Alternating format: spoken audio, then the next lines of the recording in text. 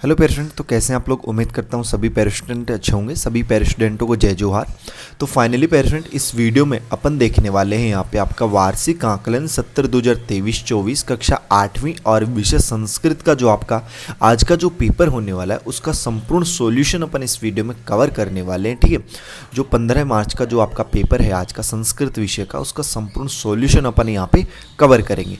समय पेरेंट यहाँ पे आपको 3 घंटे का दिया गया है और पूर्णांक यहाँ पे आपका 80 अंक है। ठीक है, तो संपूर्ण सॉल्यूशन एक बार अपन कवर कर लेते हैं ताकि आपको हर एक प्रश्न में जो यहाँ पे किसी भी प्रकार का कोई डाउट नहीं रहना चाहिए। ठीक है, हालांकि मैंने कुछ क्वेश्चन, पूरे क्वेश्चन लगभग मैंने पिछले वीडियोस में बता दिए थे, लेकिन एक बार फिर से जो आप उनको रिवाइज कर लीजिए हर एक प्रश्न को जल्दी से, ताकि आपको जो है यहाँ पे अच्छे से अंक जो है वो मिल सके। ठीक है, चैनल को जिसने सब्सक्राइब नहीं किया वो चैनल को यार जल्दी से सब्सक्राइब कर ले, बेल का जो नोटिफिकेशन उस पर ऑल पे सेट कर ले।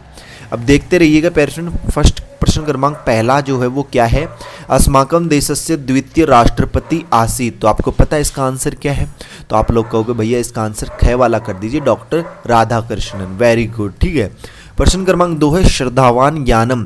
तो इसका आंसर क्या है? तो आप कहोगे भैया इसका आंसर है लभते, क वाला ऑप्शन। तो क वाला इसका राइट रहेगा। थर्ड वाला क्वेश्चन है अस्माकं देशे ऋतवे भवन्ति। तो इसका आंसर क्या हो जाएगा? इसका आंसर हो जाएगा ख वाला, यहाँ पे चत्वारः ऋतु है। ठीक है, कितनी ऋतु है? चत्वार है। आत्मनुशासनम भवति। तो ये हो जाएगा पेरेंट, इस क्वेश्चन का आंसर हो जाएगा आपका क वाला ऑप्शन, कल्याण प्रदम, कल्याण प्रदम। ठीक है, अगला है पांचवा मत्स्या क्रीडंती। तो मत्स्या क्रीडंती, तो इसका राइट आंसर क्या हो जाएगा? सरिते। क्या हो जाएगा पेरेंट? सरिते।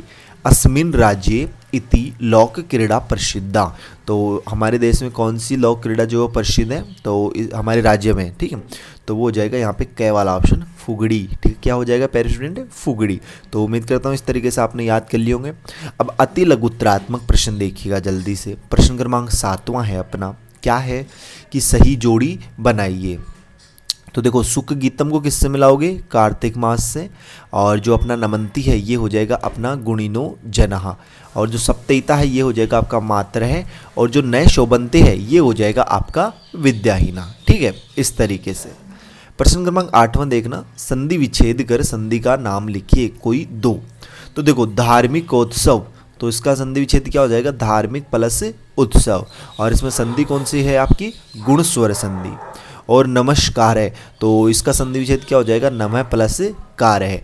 और इसमें संधि कौन सी है आपकी? विसर्ग संधि। ठीक है, इस तरीके से कर लीजिए। समास विग्रह कर समास का नाम लिखिए कोई दो। ठीक है, तो देखो नवरत्नम, तो नवरत्नम का समास विग्रह क्या हो जाएगा? नवानाम रत्नानाम समाहार है। और इसमें समास कौन सा है आपका? द्विगु समास है। पीताम्बर का क्या हो जाएगा? पीतम अम्रम यरश्च। इसमें समास कौन सा है? बहुब्रीहि समास। ठीक है, और तीसरा देखना चाहो तो उसका भी कर सकते हो। बाय द वे आपको यहाँ पे 2 ही करने हैं। ठीक है, तो किन्हीं 2 का आप लोग यहाँ पे आंसर दे सकते हो। प्रश्न क्रमांक 9 देखिएगा, निर्देशानुसार कारक रचना तीनों वचनों में लिखिए कोई 2, किन्हीं 2 का। ठीक है, तो पहला आप छोड़ सकते हो। दूसरा देखना, दूसरा क्या है? पयस है और इसका तृतीय विभक्ति में तीनों वचन लिखने हैं। तो देखो क्या हो जाएगा? पयसा, पयोभ्याम और पयोभी। फिर अस्मद का चतुर्थी विभक्ति में, तो ये क्या हो जाएगा? अहम, आवाभ्याम, अस्मभ्यम। ठीक है, इस तरीके से। ठीक है पेरेंट, बै वाला क्या है इसमें? बै वाला है भैया निर्देश अनुसार कारक रचना तीनों वचनों में लिखे कोई 2। तो देखो, लिख धातु लिखनी है लृट लकार में प्रथम पुरुष, क्या होती है?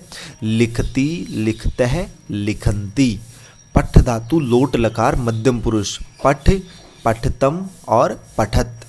नम धातु लृट लकार उत्तम पुरुष, क्या हो जाएगा? नमति, नमतः, नमंती। ठीक है, इस तरीके से।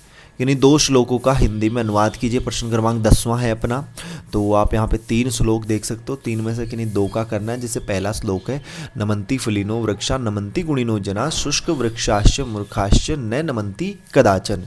तो इसका जो हिंदी में अर्थ होगा ना, वो आप यहाँ पे पढ़ सकते हो कि फलदार वृक्ष झुक जाते हैं, गुणवान लोग झुक जाते हैं, किंतु सूखे वृक्ष और मूर्ख लोग कभी नहीं झुकते हैं। ख वाला है जननी जन्मभूमि जाह्नवी च जनार्दन जनक जन्म पंचमेव जकारा पंच दुर्लभा। ठीक है, और जो ग वाला है सुख दुखे समय कृत्वा लाभा लाभो जया जयो तत्यो युद्धा युजस्व नेव पापा भविष्यसि। तो इसका आंसर आप कर सकते हो यहाँ पे। इसका अर्थ थर्ड वाले का, गय वाले का अर्थ, पहले तो मैंने कै वाले का किया फिर गय वाले का। तो देखिएगा, जय पराजय लाभ हानि सुख दुख के समान समझकर युद्ध के लिए तैयार हो जाए, उस प्रकार युद्ध करने से तुम्हें पाप नहीं लगेगा। पेरेंट्स, मैं फिर से बता देता हूँ यार, जिस स्टूडेंट ने अभी तक अपने चैनल को सब्सक्राइब नहीं किया ना, वो यार वेट किसका करे, इतनी वीडियोज़ में मैंने बता दिया, ठीक है। तो चैनल को यार जरूर सब्सक्राइब करें। देखो प्रश्न क्रमांक 11 है, अपनी पाठ्य पुस्तक से कंठस्थ किए गए 2 श्लोक लिखो जो इस प्रश्न पत्र में न आए हों। तो आपको ध्यान रखना है कि इस प्रश्न पत्र में नहीं आने चाहिए, बाकी आपको 2 श्लोक यहाँ पे लिखने हैं। तो ये 2 श्लोक जो मैंने यहाँ पे लिखे हैं ये भी आप लोग लिख सकते हो। बाकी अगर आपको पहले से कोई 2 श्लोक याद है, ठीक है, अपनी पाठ्य पुस्तक है, बस ध्यान रखना आपके प्रश्न पत्र में नहीं होने चाहिए, तो वो 2 श्लोक भी आप लिख सकते हो। 12वां प्रश्न है, देखो, और प्रश्न मैं आपको बता दूं, अगर बाय द वे मान ले कुछ क्वेश्चन आपके पेपर में चेंज होते हैं, क्योंकि जिले वाइज होते हैं तो आपको पता है, तो अगर चेंज भी होते हैं तो आपको घबराना नहीं है। प्रश्न हर एक प्रश्न करके आना है, छोड़ के नहीं आना है एक भी क्वेश्चन, ठीक है। हर एक प्रश्न करके आओगे। अब आपको भैया हमें अगर उत्तर ही नहीं आ रहा तो हम करेंगे कैसे, अरे नहीं आ रहा है तो उसमें छोटा मोटा टूटा फूटा कुछ भी थोड़ा बहुत तो जरूर लिख के आओगे, लेकिन छोड़ के नहीं आना, बस ध्यान रखना छोड़ के नहीं आओगे। प्रश्न क्रमांक 12 है, निम्नलिखित प्रश्नों के उत्तर संस्कृत में लिखिए कोई 6। दीपावल्या उत्सव कदा भवन्ति। तो दीपावल्या उत्सव कार्तिक मासस्य अमावस्या तिथो भवति। सौरमंडले कति ग्रहा भवन्ति। तो सौरमंडले 8 ग्रहा सन्ति। परोपकारेषु कस्य नाम अग्रण्य मन्यते। तो परोपकारेषु महर्षि दधीची नाम अग्रण्य मन्यते। अस्माकं देशस्य द्वितीय राष्ट्रपति कः आसीत्। तो अस्माकं देशस्य द्वितीय राष्ट्रपति डॉक्टर राधाकृष्णन महाभागे आसीत्। और कमेंट बॉक्स में बताइएगा नेक्स्ट वीडियो आपको जल्दी कौन से सब्जेक्ट की चाहिए, वो भी आपको जल्दी प्रोवाइड करवा दी जाएगी। माता कश्या मूर्ति। तो माता पृथ्वीव्या मूर्ति, ठीक है। देवानाम नायकः कः आसीत्। तो देवानाम नायकः इंद्र आसीत्। वृक्ष किम लभन्ते। तो वृक्ष मधुकोश लभन्ते। अब देखो प्रश्न क्रमांक 13 है, संस्कृत में अनुवाद करो। तो जो पहला है, परोपकार सज्जनों का धन है, तो इसका क्या हो जाएगा, परोपकार है सताम विभूते, ठीक है। जामुन का पेड़ कहाँ था। तो जम्बू वृक्ष कुत्र आसीत। देश के विकास के लिए धन आवश्यक है। तो देशस्य विकासायम धनम आवश्यकम अस्ति। मुझे संस्कृत भाषा अच्छी लगती है। तो अहेयम संस्कृतम भाषा रोचते। मानव जीवन में अनुशासन महत्वपूर्ण है। तो मानव जीवने अनुशासनम महत्वपूर्णम अस्ति। मधुर वचन से सभी प्रसन्न होते हैं। तो प्रिय वाक्यं सर्वे तुष्यन्ति। प्रश्न क्रमांक 14, निम्नलिखित उपसर्ग से सार्थक शब्द बनाइए कोई 2। जैसे अनु का हो जाएगा अनुशासनम, प्र का हो जाएगा प्रदाय और प्रणम्य। कोई 2 सुक्ति। तो लोभे पापस्य कारणम श्रद्धावान लभते ज्ञानम। यानी 2 संख्याओं को संस्कृत में लिखिए। तो देखिएगा, पहली संख्या है 28। 28 का क्या हो जाएगा, अष्टाविशंति। 75 का लिख सकते हैं पंचसप्तति, और चाहे तो 100 को भी आप लिख दीजिए शतम। 2 को लिखना था, मैंने तीनों को लिख दिया। 15वां प्रश्न देख सकते हो, गद्यांश को पढ़कर हिंदी भाषा में अनुवाद करना है। तो इस गद्यांश को पढ़ लीजिए और इसका हिंदी में अनुवाद यहाँ पे देख सकते हो। बै वाला है, अपने प्रधान पाठक को अवकाश हेतु संस्कृत में प्रार्थना पत्र।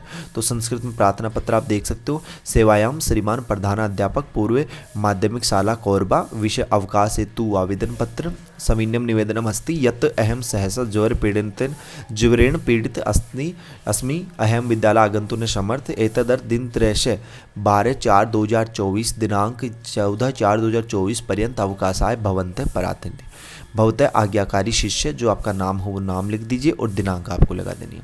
16वां प्रश्न, संस्कृत में निबंध लिखिए कोई एक। उद्यान धेनु विद्यालय। तो आपको अगर मान लीजिए धेनु पे याद है तो धेनु पे लिख दीजिए, विद्यालय पे याद है तो विद्यालय पे, और उद्यान पे याद है तो उद्यान पे। मैंने देखो उद्यान पे यहाँ पे लिख दिया है कि एतद उद्यानम, यह उद्यान है। उद्यान विविधानि पुष्पाणि विकसन्ति। उद्यान में विभिन्न प्रकार के पुष्प हैं। अत्र वृक्षारोहन्ते, ठीक है। वृक्षस्य शोभा पर्णे पुष्पे च भवन्ति। इस तरीके से आप लोग यहाँ पे देख सकते हो, ठीक है। तो ये जो है आपको इसका आंसर देख लेना। लास्ट एंड फाइनल क्वेश्चन है जिसका आंसर मैंने पिछले वीडियो में भी नहीं बताया था। प्रश्न क्रमांक 17 कि किसी एक कहानी का सारांश हिंदी में लगभग 80 शब्दों में लिखिए।